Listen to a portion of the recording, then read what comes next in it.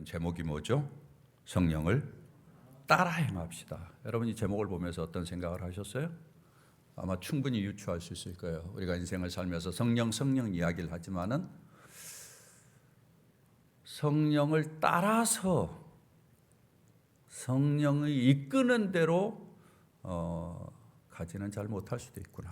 그걸 전제하고 성령을 따라 살아가는 것이 무엇보다도 중요한 이슈 중에 하나구나. 이것이 얼마나 우리의 인생에서 중요한 것인가. 이제 제가 이 제목을 가지고 좀 말씀을 드리려고 합니다. 우리가 성령에 대해서 잘 알아야 됩니다. 지난주에 말씀하신 것처럼 이런 질문으로 시작드렸어요. 성령이 충분한가? 보이지 않는 성령이 충분한가? 성경에서 이야기하는 성령이 나의 인생에 충분한가? 나의 인생의 모든 것을 다 해결할 수 있을까? 여러분 지금도 믿지 못한 분이 혹시 있을지 모르겠어요. 여러분 예수 믿는다고 하면서도 그걸 신뢰하지 못한 분이 있을 거예요. 예, 교회에서 성령 이야기하니까 내가 듣기는 하지만은 진짜 성령이 내게 충분한가? 예, 성령이 내 마음에 들어오셔서 진짜 내 인생이 달라질 수 있는가? 진짜 복이 되는가? 확신도 못하고 사는 분 상당히 많습니다. 크리스천들 가운데도 많아요. 성령이 충분한 거예요. 예수님은 충분하다고 이야기를 했어요. 다른 거 약속하지 않았어요. 성령이면 충분하다. 성령 하나만 약속했어요. 왜? 성령이 가지고 있는 파워 때문에 그렇습니다. 성령의 파워가 뭐예요? 지난주에 말씀드린 것처럼 에스겔 골짜기에 마른 뼈들을 살려내는, 생기를 불어내서 살려내는 생명력이 있어요. 성령이. 여러분이 아무리 죽었다 할지라도 성령이 여러분을 살려내라고 저는 믿습니다. 예, 성령이 그런 역할을 하세요. 요엘서 이야기한처럼 성령은 우리에게 지혜를 가져다 줍니다. 지식을 가져다 줘요. 진리를 깨닫게 해요. 그 진리를 하면 환상이 생겨요. 꿈이 생겨요. 비전이 생겨요. 그래서 인생을 대충 살지 않아요. 사랑하는 여러분, 여러분 안에 성령이 계심으로 말미암아 여러분이 환상을 볼 수 있기를 주의 이름으로 축원합니다. 여러분의 인생에 대한 비전을 볼 수 있기를 바랍니다. 여러분이 진리를 알고 진리 가운데서 진정한 복을 누리면서 살기를 진심으로 축원합니다. 이것이 주님께서 약속한 거예요. 그 성령 하나면 충분하다. 성령 하나면 새 생명을 얻고 살아나고 성령 하나면 방황하지 않고 분별력 있게 지혜롭게 선택을 잘하면서 잘 살 수 있다. 이게 주님이 하신 이야기예요. 근데 많은 크리스천들은 이걸 잘 믿지 못하죠. 그러니까 성령이 너희 안에 있어. 내가 성령을 보냈어. 라고 이야기해도 그걸 느끼면서 살지 못해요. 경험하면서 살지 못해요. 불행한 거죠. 크리스천이라고 이야기하면서 불행한 인생을 사는 사람이 너무 많아요. 오늘날 교회 안에.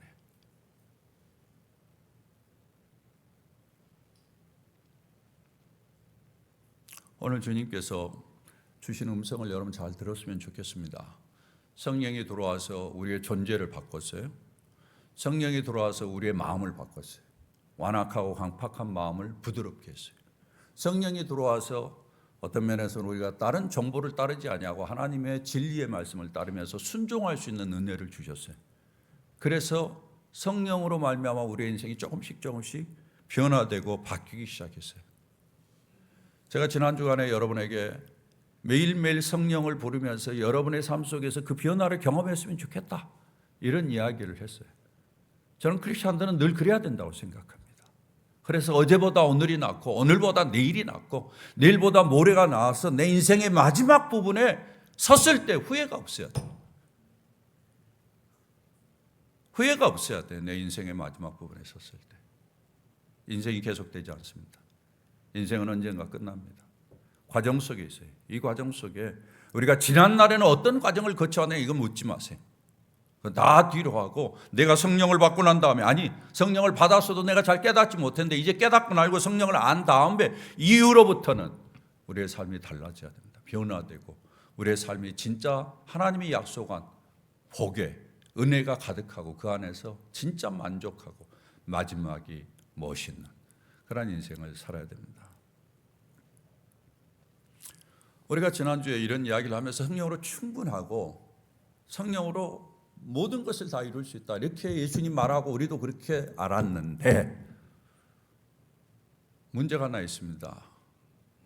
여러분들이 예수 믿으면서 느끼는 건데 성령으로 말미암아 내 안에 뭔가 변화가 시작된 것 같은데 그 변화가 완전하지 않다라는 것입니다. 내 안에 뭔가 변화가 시작된 것 같은데 내 안에서 이 완전한 변화가 이루어지지 않은 것 같아요. 그래서 내가 좀 답답해. 여러분들 예수 믿으면서 이제 그런 걸 느낄 거예요. 예수 믿고 성령이 내 안에서 일하신 대로 또 하나님의 말씀에 순종해서 살아보려고 그러는데 잘 안 돼. 이런 경험을 여러분도 하셨을 텐데 과거의 신앙의 선배되는 사도 바울이 그걸 경험했습니다. 그래서 사도 바울이 고백한 내용이 있어요. 우리 로마서 7장, 이 성경은 좀 찾는 게 좋을 것 같습니다. 로마서 7장 영상으로 나오더라도 여러분 좀 찾아서 보십시다. 영상의 한계는 뭔가 하면은 하나하나씩 나오는 거예요. 하나하나씩 나오기 때문에 연속성을 보질 못해요. 그리고 하나하나씩 나와서 연속적인 총합적인 생각을 잘 못할 때가 있어요. 그래서 우리 로마서 7장을 한번 가서 보시길 바랍니다. 19절 말씀부터 주의 깊게 좀 보십시오. 이 말씀은 아주 잘 이해를 해야 되기 때문에 제가 하나하나 좀 설명을 하면서 가겠습니다. 로마서 7장 19절, 내가 원하는 바 선은 행하지 아니하고 도리어 원하지 아니하는 바 악을 행하는도다. 사도 바울이 뭐라고 이야기합니까? 예수를 믿고 나서 내 안에 성령이 들어오니까 선을 행하고 싶은 생각이 들었어. 선을 행하려고 하는데 어떻게 되는 거예요? 선행이 안 돼. 그리고 예수 믿고 나서 이젠 더 이상 악을 행하지 않아야 되지. 이렇게 생각을 했는데 오히려 또 악을 행하게 돼. 반복해서. 이런 일이 일어나고 있다는 것을 여기에 고백하고 있는 거예요. 여러분 맞습니까? 여러분 어떠세요? 여러분 안에도 이런 일들이 있습니까?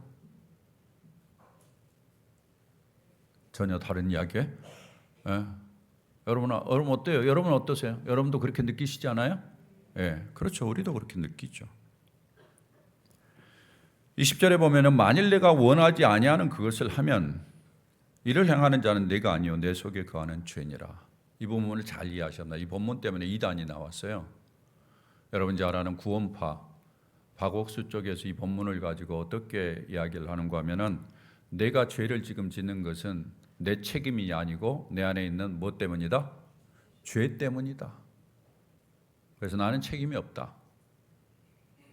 죄가 책임이 있다. 이렇게 가지고 인간의 책임을 없애버렸어요. 잘못된 가르침이죠. 그래서 이단이 나온 거죠. 이 본문이 이야기하는 것은 내가 원하지 아니하는 것을 행하면은 이를 행하는 것이 내가 아니요 내 속에 거하는 죄이다. 이 본문의 의미는 실제로 내 안에 아직도 죄성이 남아가지고 내가 선을 행하고 싶지만은 그것보다는 죄성이 더 강해져가지고 그쪽으로 움직이는 거다. 얼마든지 내가 죄나 선행이나 선택할 수 있었는데 선행을 내가 선택하지 않고 죄 쪽으로 더 흘렀다. 이야기를 하는 거예요. 궁극적인 책임은 나에게 있는 거죠. 내 안에 있는 죄에게 책임이 있는 것이 아니에요. 이단들은 그렇게 돌려요. 그래서 인간의 책임에서 자유하게 만든다. 이렇게 하는데 이건 성경이 전체적으로 이야기하는 메시지가 아닙니다. 여러분 이 부분을 잘 이해하셔야 돼요. 그래서 결국은 죄의 영향을 받으면서 인생을 살아가기 때문에 내가 악을 계속 하고 있다 이 이야기를 하는 겁니다. 21절 뭐라고 이야기합니까? 그러므로 내가 한 법을 깨달았노니 곧 선을 행하기 원하는 나에게 악이 함께 있는 것이로다. 아하, 선과 악이 같이 있는 것이 우리의 모습이구나 라는 사실을 깨닫게 돼요. 내가 예수를 믿고 내 안에 성령이 들어왔지만은 선과 악이 같이 있구나. 온전하고 완전하게 내가 선 쪽으로 기울지 못하는 모습이 내게 있구나. 이걸 이야기하는 거예요. 인간의 이 땅에서의 한계가 그렇다는 이야기죠. 예수를 믿어도 뭐예요? 악이 함께한다. 이것을 이야기하는 거예요. 그래서 22절에 보면은 내 속사람으로는 하나님의 법을 즐거워한다. 예수 믿고 나서는 하나님의 법을 좋아하지만은 그러나 내 몸속에 다른 한 법이 있는 것을 아는 거예요. 다른 한 법이 뭐예요? 성령의 법이죠. 그것이 무엇과 싸운다라는 거예요? 내 지체 속에 죄의 법과 싸운다라는 거예요. 그러니까 이미 기존에 있었던 죄의 어둠에 못된 그런 습관들이 내게 자리를 잡고 있는데 이게 하루아침에 없어지지 않는다라는 거죠. 성령이 내 안에 들어왔음에도 불구하고 아무리 결단을 해도 잘 안 없어진다는 이야기죠. 그래서 이 두 법이 갈등을 일으키는. 그래서 예수 믿고 나면은 제일 먼저 느끼는 거 뭔가 하면은 바로 이런 갈등을 경험하는 거죠. 그래서 24절 사도 바울의 한탄입니다. 다 같이 한번 읽어볼까요? 시작. 오호라 나는 곤고한 사람이도다. 이 사망의 몸에서 누가 나를 건져내라. 결국은 이런 경험이 반복되면서 뭘 느낀다라는 거예요? 곤고함을 느낀다라는 거예요. 지친다라는 거죠. 야, 예수 믿어서 온전해지고 좀 더 나아지고 좀 더 선해지길 원했는데 자꾸 악이 일어나. 그러니까 마음이 허전한 거예요. 마음이 답답한 거예요. 그 가운데서 느끼는 공고함이 있다라고 사도 바울은 이야기하는 겁니다. 여러분 어떠세요?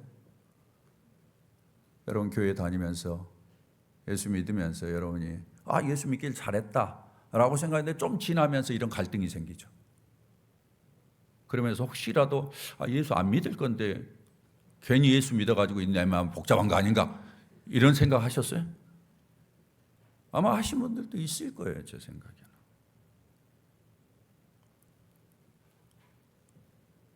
결국은 사도 바울이 나중에 이제 이런 한탄을 하지만은 예수 그리스도로 말미암아 결국은 승리하고 예수 그리스도로 말미암아 내 마음이 정리가 되고 예수 그리스도로 말미암아 내 마음에 화평이 오고 달라지는 인생을 이야기를 하고 있습니다. 그러나 사도 바울이 인간 안에 이런 것들이 있다라는 것을 이야기하는 거예요. 결국 내 안에 그동안에 이제 자리 잡고 있던 기득권의 세력이라고 이야기할 수 있는 육신의 세력들이 자리 잡고 있어서 계속해서 이런 작동을 하는 것입니다. 내 안에서. 그래서 여기 23절에 보면은 로마서 7장 23절에 나의 마음의 법과 싸운다는 표현이 들어있어요. 그래서 이걸 가리켜서 영적 전쟁이라고도 표현을 하죠. 이런 것이 이제 싸우는 거예요. 내 안에 계속 갈등을 일으키면서 이렇게 할까 저렇게 할까 막 싸우는 거예요. 제가 청소년 시절에 예수를 믿었습니다. 청소년 시절에 예수를 믿고 하나님의 말씀을 들었는데 하나님의 말씀이 너무 좋았어요. 너무 달콤했어요. 소시간 이야기로 달콤했어요. 그리고 상당히 합리적이었고 상당히 이성적이어서 제 이해가 잘 됐어요. 그래서 이렇게 살면은 인생이 진짜 좋겠다. 그렇게 생각을 하고는 사실은 이렇게 살려고 결단을 하고 이제 교회 가서 은혜 받고는 밖에 나가서 막 이제는 예수님 믿는 사람으로 살려고 그렇게 딱 하는데 좀 지나면서 그렇지 않는 거예요. 여전히 내 안에 미움이 있고 내 안에 시기가 있고 질투가 있고 내 안에 세상의 정욕을 향한 마음이 있고 내 안에 육적인 욕망이 있고 내 안에 유혹이 있을 때 귀를 기울이고 이런 현상이 내게 안에 일어나는 거예요. 그래서 때로는 실패하기도 하고 때로는 이기기도 하고 그런 안에 이제 이런 갈등들을 경험한 거죠. 그런 가운데서 어떻게 하면 평생 좀 이런 부분에서 좀 자유하고 진짜 성경에서 이야기한 것처럼 성령 안에서 온전히 변화되면서 진짜 이런 복된 인생, 주님이 약속한 이 인생을 살 수 있을까? 이게 제 계속된 고민이었어요. 저는 본래 펜티코스타라는 계통에서 자랐다고 그랬잖아요. 제가 기도 많이 하는 곳에서 자랐어요. 성령 운동하는 데 자랐어요. 그렇기 때문에 성령 운동하는 데서 병 고치는 모습도 많이 봤고요. 기도하는 모습도 많이 봤어요. 그래서 이런 은혜 때문에 제가 성령 충만하도록 기도하고 막 간구하고 발버둥을 치기도 많이 했어요. 그때는 감정적으로 참 좋았어요. 야, 내가 예수 잘 믿나 보다. 근데 딱 돌아서서 사회 속에서 이런 많은 유혹 속에서 넘어지는 걸 보면서 야, 나는 그러면은 예수 잘 못 믿는 거네. 내가 진짜 예수 믿는 건가? 내 안에 하나님이 계시는 건가? 이런 이제 갈등과 고민을 하는 시간을 상당히 많이 보냈습니다. 여러분 어떠세요? 혹시 여러분 가운데 아직도 이런 고민을 하고 계시는 분이 없는지 모르겠습니다. 오늘 제가 말씀드리고자 하는 모든 부분이 이 부분에서의 문제를 해결하기 위한 겁니다. 이런 부분들을 어떻게 우리가 해결하고 진짜 주님이 약속한 복된 인생을 살아낼 수 있을까? 진짜 주님이 말한 행복한 인생, 주님이 진짜 말하는 참 그 찬란한 인생, 그걸 살아낼 수 있을까? 예. 여러분도 아마 신앙생활에서 기도하고 막 열심히 할 때는 뭔가 신앙이 좋은 것 같고 잘하는 것 같은데, 그렇지 않고 실패할 때는 다 무너지는 것과 같은 아마 그런 업앤다운의 경험들을 많이 하셨을 거예요. 그래서 여러분 시간이 지나면서 뭐 신앙생활은 이런가 보다 그래서 뜨뜻무지근하게 그냥 그렇게 사는 그런 분들도 상당히 많이 있을 거예요. 그건 신앙생활을 잘 못하는 것입니다. 그건 신앙을 잘 모르는 거예요. 성경을 잘 모르는 겁니다. 성경에서 이야기하는 내용을 오늘 잘 좀 우리가 듣고 이 말씀대로 순종하면서 또 다른 단계로 우리가 한 번 더 넘어가 봤으면 좋겠다, 이런 생각이 듭니다. 여러분이 가지고 있는 설교의 메모지 세 번째 문제입니다. 설교의 메모지 세 번째, 오늘 본문을 통해서 발견한 것 세 가지를 여러분이 꼭 정리하셔야 됩니다. 첫 번째, 우리 다 같이 한번 읽어보도록 하겠습니다. 같이 읽습니다. 내 안에 나타나는 갈등을 인식하고 성령의 임재를 확실하라. 이 서술 속에 담겨져 있는 의미는 뭡니까? 첫 번째, 일단 갈등이 있음을 인식해라. 크리스천에게 갈등이 있는 건 뭐예요? 정상이다. 어색한 게 아니다. 왜? 과거의 육신에 의해서 움직이던 육신의 습관들, 육신의 그러한 정신들, 육신의 욕망들, 이런 것들이 성령이 들어오지 않았으면 나를 지배했을 것이에요. 그리고 나를 다 망가뜨릴 거예요. 그러나 성령이 들어옴으로 말미암아 또 다른 덕목들이 내 안에서 작동을 하니까 나타나는 현상이에요. 그러니까 이런 갈등이 있다는 이야기는 다른 말로 바꿔 얘기하면 내 안에 누가 계시다라는 거예요? 성령이 계신다라는 것을 인식하라는 거예요. 할렐루야. 여러분, 그 다음 용어가 뭡니까? 일단은 갈등을 인식하다. 그 다음에 붙잡아야 될 게 있다라는 거예요. 뭐예요? 성령이 임재, 성령이 계신다, 성령이 임재하고 있다라는 것을 붙잡아라. 잊지 말아라는 거예요. 그러니까 갈등이 있어도 어떻게 고백하라? 예? 내 안에 성령이 있어. 내 안에 성령이 있어. 성령이 나를 인도하실 거야. 성령이 나를 지키실 거야. 그렇게 고백하라는 거예요. 여러분, 그렇게 고백할 수 있겠습니까? 그렇게 고백하셔야 됩니다.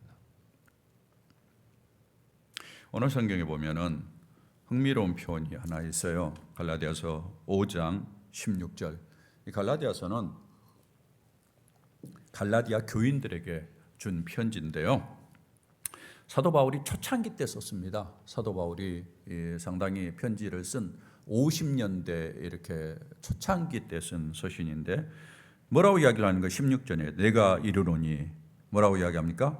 너희는 성령을 따라 행하라. 여러분들이 강조를 어디에 두겠습니까? 성령을 따라 행하라. 따라에 강조를 두겠습니까? 행하라에 두겠습니까? 먼저 이 본문이 이야기하는 것은 성령을 전제하는 것입니다. 성령이 이미 너희 안에 있는 것을 전제로 하는 말씀이라는 거예요. 그래서 이 말씀을 볼 때 내 안에 성령이 존재하는 것을 잊지 말라라는 이야기를 하는 거예요. 사도 바울이 뒤에 가면은 육신의 이야기를 많이 합니다. 여러분 19절 보면은 육체의 일은 분명하니 음행과 더러운 것과 호색과 우상숭배와 주술과 원수 맺는 것, 그 다음에 뭐예요? 분쟁, 시기, 분냄, 당짓는 것, 분열함, 이단, 투기, 술 취함, 방탕함, 이런 것들이 우리의 삶 속에 있잖아요. 예. 실제로 갈라디아 교인들에게도 이런 게 있었어요. 그럼에도 불구하고 너희 안에 성령이 있다, 이걸 인정해 주는 거예요. 이게 중요한 거예요. 여러분이 인생을 살면서 아무리 이런 유혹에 많이 넘어지고 실패한다 할지라도 여러분 안에 성령이 있는 것을 믿으시기를 바랍니다. 근데 단순히 성령이 있다라는 걸 믿는 건 아니에요. 성령이 있다라는 이야기는 이제 내 안에 있는 영적 전투에서 이 성령이 이 전투를 이길 만한 리소스를 가지고 있다라는 것을 인식하라는 이야기예요.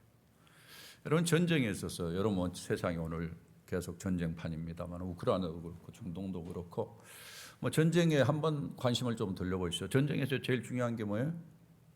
상대편이 뭘 가지고 있느냐죠. 무기를 뭘 가지고 있느냐.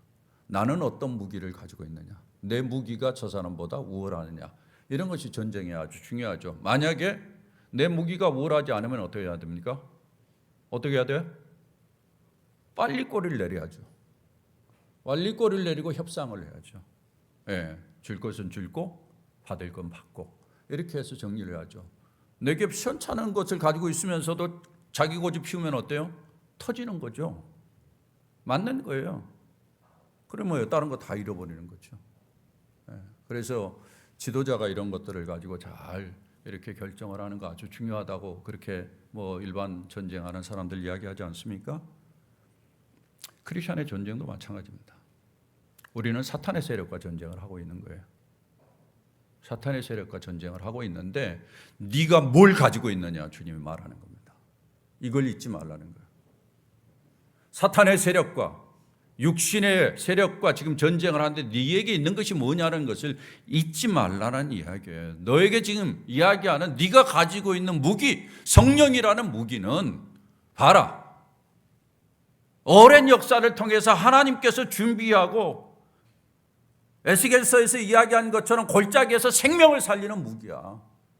네가 가지고 있는 성령이라는 무기는 진리를 가르쳐주는 무기로서 사람들에게 꿈을 주고 비전을 주는 무기야. 방황하지 않고 인생을 살 수 있도록 진리 가운데로 인도하는 그러한 무기야. 이걸 주님께서 이야기를 하고 있잖아요. 네 안에 일어나는 사탄이 우리를 물러뜨리기 위해서 어떤 면에서는 사용하는 무기들이 있어요. 사탄이 주로 많이 사용하는 무기가 뭔가 하면 두려움이라는 무기예요. 아담이 제일 처음에 범죄했을 때 사탄이 가져다 준 건 뭡니까? 두려움이었습니다. 두려움. 인생에 제일 무서운 것이 두려움이죠. 여러분 뭐 다 아시다시피 애들이 우는 이유도 두려움 때문에 울잖아요. 여러분들이 큰 소리 치는 이유도 두려움 때문에 큰 소리 치죠. 어떤 두려움? 상대가 나를 무시할까 봐 하는 두려움. 이런 것들 때문에 소리 지른다고 그러지 않습니까? 사람에게 두려움이 있어요. 그것으로 말미암은 걱정과 염려들이 있어요. 그리고 사람 안에는 사탄이 사용하는 무기들이 뭔가 하면은 분노하게 만들고 그 다음에 원망하게 만들고 불평하게 만들고 이런 걸 통해서 사탄은 결국은 우리를 죽이죠. 근데 사탄이 이런 무기들을 사용해가지고 우리를 죽이려고 하는데 우리 안에 성령이 들어와가지고 우리를 살려내려고 하는데 성령이 이러한 사탄의 무기들을 잡을 수 없느냐? 잡을 수 있다라는 거죠. 내 안에서 이런 것들이 일어날 때 이런 것들을 잡을 수 있는 게 뭐 있어요? 여러분 두려움이 일어날 때 여러분 두려움을 없애는 게 뭐예요? 돈이에요? 세상의 높은 지위를 차지하는 거예요? 천만의 말씀입니다. 돈 가진 사람에게 두려움이 없어요? 세상의 높은 지위를 가진 사람에게 두려움이 없어요? 그렇지 않습니다. 이런 것들을 잡을 수 있는 유일한 것은 하나님의 영입니다. 할렐루야. 이걸 주님이 이야기하는 거예요. 그러니까 우리가 아무리 이 땅에서 이런 갈등을 느끼면서 세상에 사탄이 도전이 있다 할지라도 성령의 능력이 우리와 함께하고 그 성령이 모든 것을 이길 수 있는 그 성령이 너를 붙잡고 있다는 사실을 잊지 말라는 것입니다. 할렐루야. 로마서 8장 2절에 보면 이렇게 이야기합니다. 우리 함께 다 같이 한번 읽어보도록 그렇게 하겠습니다. 로마서 8장 2절 다 같이 있습니다. 이는 그리스도 예수 안에 있는 생명의 성령의 법이 죄와 사망의 법에서 너를 해방하였습니다. 성령이 우리 안에 들어옴으로 말미암아 죄와 사망의 법 어떤 것들이에요? 두려움, 염려, 걱정, 분노, 원망, 불평 이런 것에서 우리를 어떻게 했다? 해방시켰다. 할렐루야. 여러분 그렇게 믿습니까? 그래서 예수 믿고 성령 안에 있으면 이런 것들이 두려움이나 염려 이런 것들이 우리를 망가뜨리지 못해요. 여러분 예수 믿으면서 하나 발견하는 거 있을 거예요. 예전에는 걱정하고 염려하고 두려워했지만은 예수 믿으면서 그런 두려움이 없어져요. 옛날엔 불평이 있었지만 예수 믿으면서 불평이 사라져요. 옛날엔 원망했지만 원망이 사라져요. 맞습니까? 그렇죠.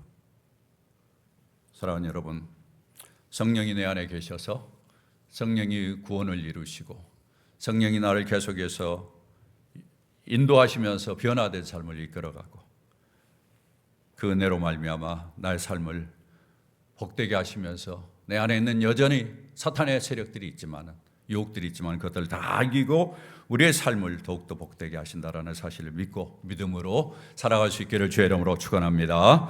두 번째입니다. 우리 다 같이 한번 읽어보도록 하겠습니다. 같이 있습니다. 변화를 위해서는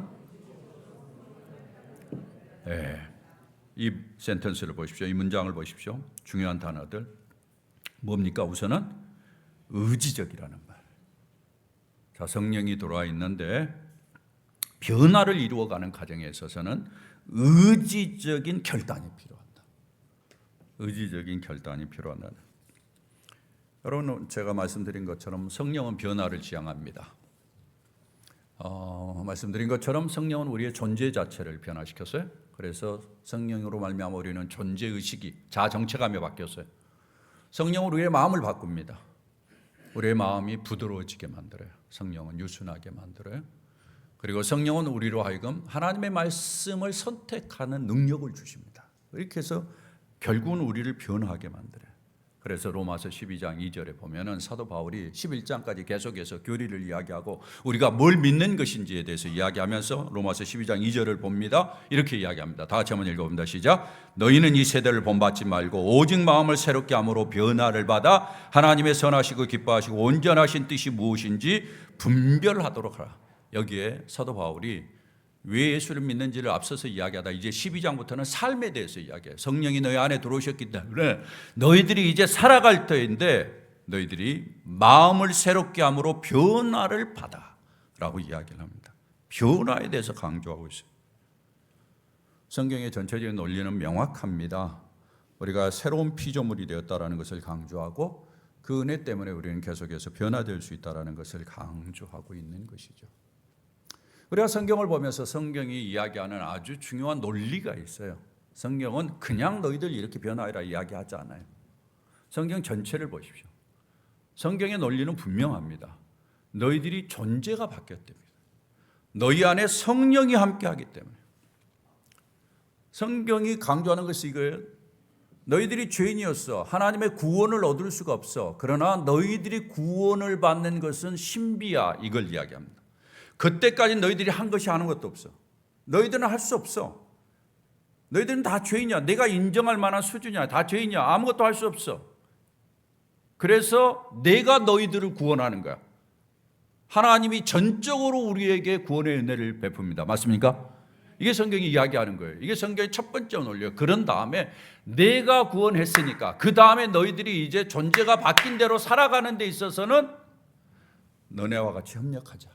네가 좀 참여해라 이 이야기에.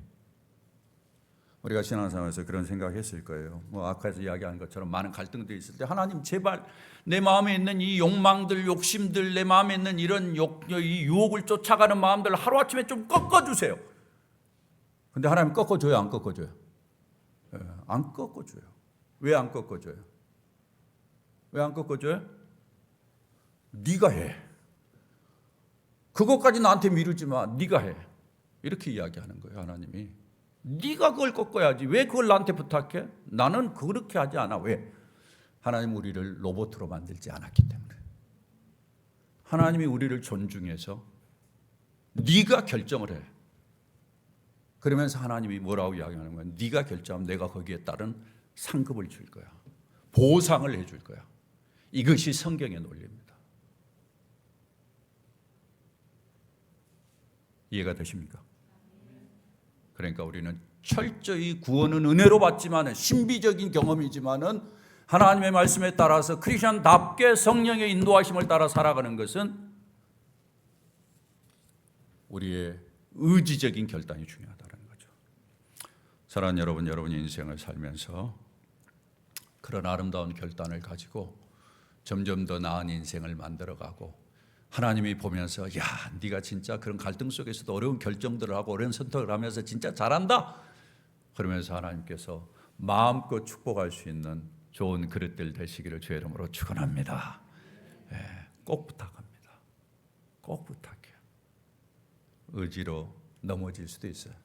그러나 다시 일어서서 다시 결단하고 다시 결단하고 그러면서 그 다음에 이제 이슈가 나옵니다. 그 다음에 세 번째 봅니다. 다 같이 한번 읽어보도록 하겠습니다. 같이 읽습니다. 변화의 목표는 하나님 영광의 회복이다. 그 영광을 바라봐야 된다.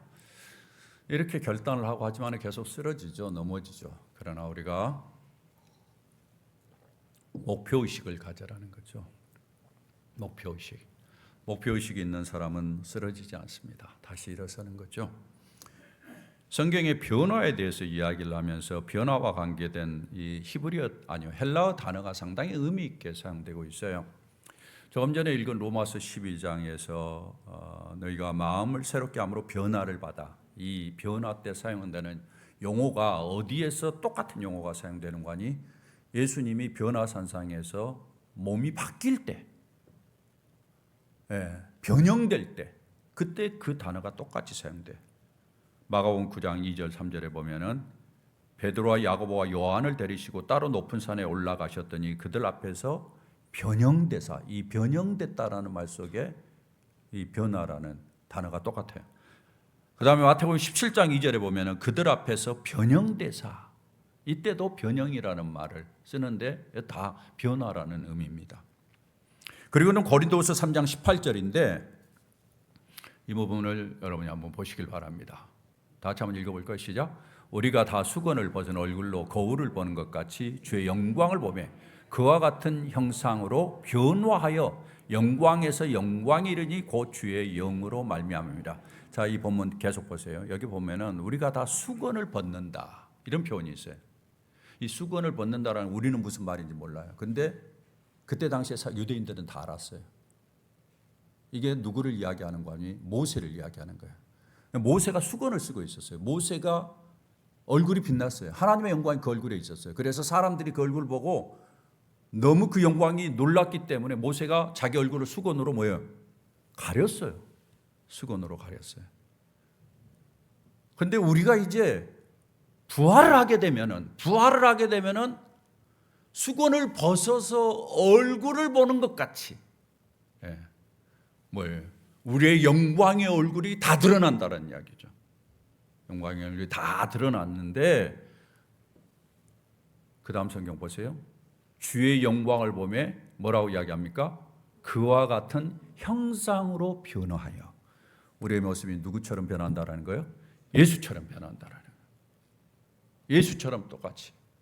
그래서 성경에 변화라는 개념을 사용할 때는 전부 다 어디를 지향하는 거니? 예수를 지향합니다. 변화는 예수를 향하고 있어요. 예수와 똑같이. 그리고는 여기에다 무슨 용어를 쓰는 거니? 영광이라는 용어를 써요. 이 영광은 뭐냐? 하나님의 영광을 이야기해요. 그래서 예수님과 하나님을 동일하게 만드는 거예요. 그 영광스러운 모습으로 변화될 것을 이야기합니다. 스데반이 돌에 맞아 죽으면서 그가 본 곳이 있어요. 성령이 충만해서 본 거예요. 하나님의 영광과 및 예수께서 하나님의 우편에 계신 것을 보고 하나님의 영광, 그리고 예수가 그 하나님 앞에, 하나님 우편에 서는 것, 예수와 하나님이 같이 있고 그 모습이 영광스러운 모습인데 그 영광에 누가 조인하는 거예요? 누가 조인하는 거예요? 내가 조인하는 겁니다. 그 영광에 내가 같이 들어가는 거예요.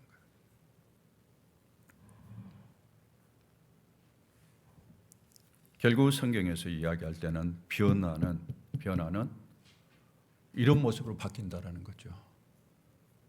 이런 모습으로 바뀌는 거예요. 사랑하는 여러분, 이것을 이제 잘 마음속에 정리해 보셔요.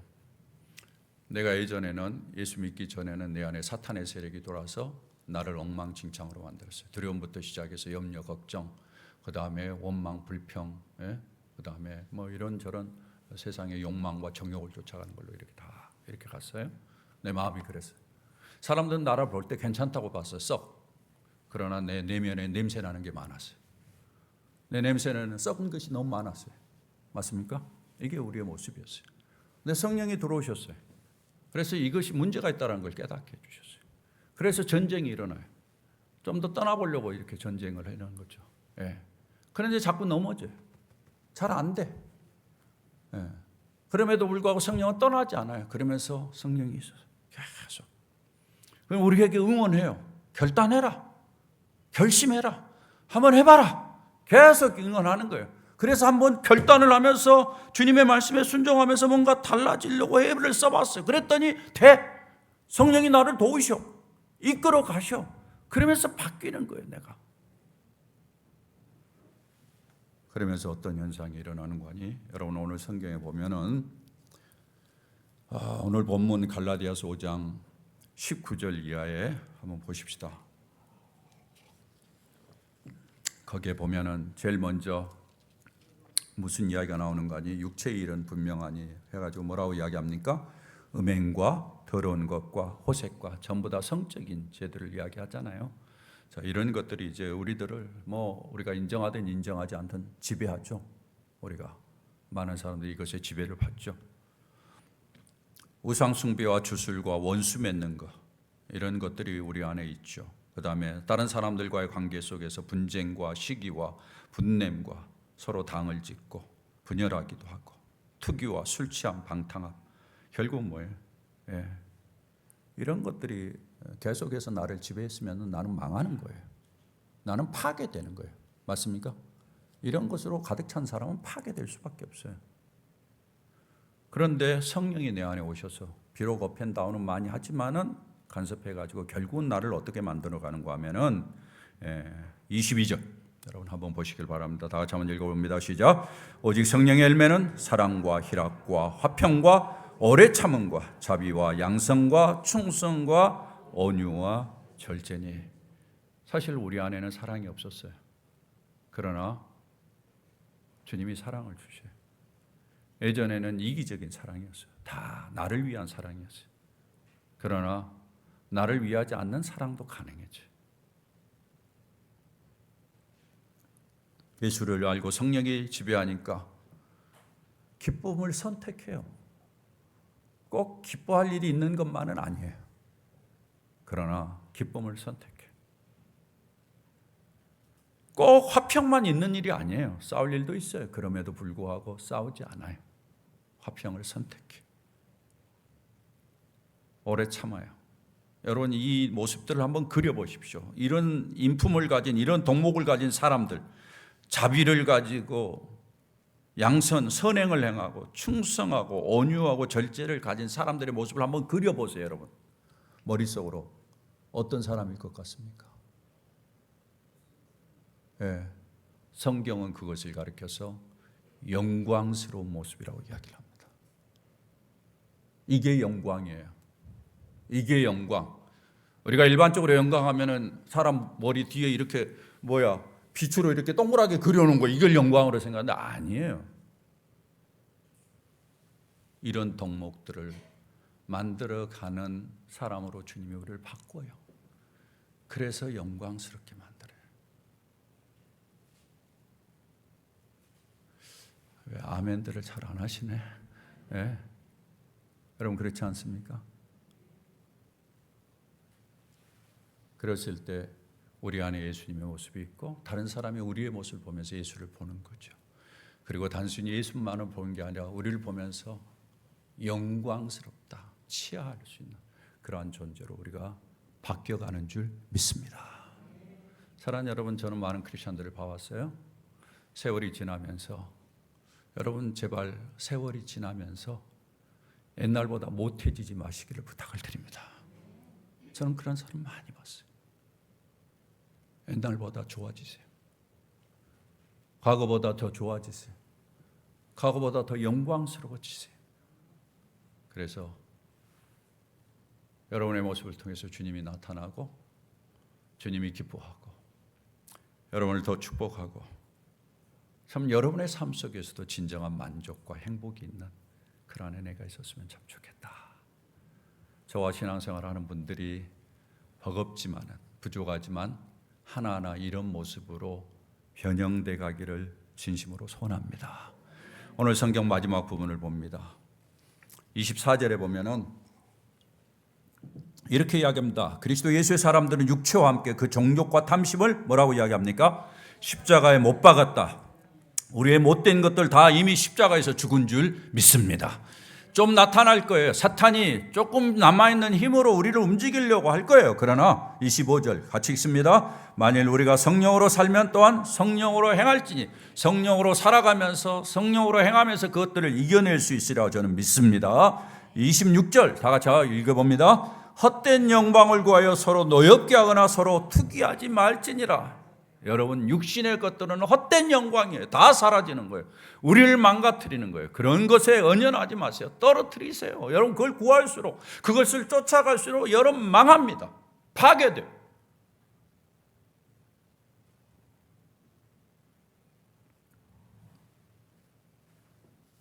사랑하는 여러분, 우리의 숙제는 성령을 따라가는 것입니다. 오늘 성경 18절에 보면은 이렇게 이야기합니다. 너희가 만일 성령의 인도하시는 바가 되면, 성령이 우리를 인도할 거예요. 인도할 거예요. 그러면은 따라가세요. 매일매일 따라가세요. 성령이 절대 여러분을 가만두지 않아요. 여러분들이 육신의 일을 쫓아가는데 가만두지 않아요. 그러면 안 되지. 한마디 하셔요. 그렇게 생각하지 마라. 한마디 하셔요. 그럴 때 그 인도를 따라가세요. 여러분의 삶 속에 이런 은혜가 가득하기를 주의 이름으로 축원합니다.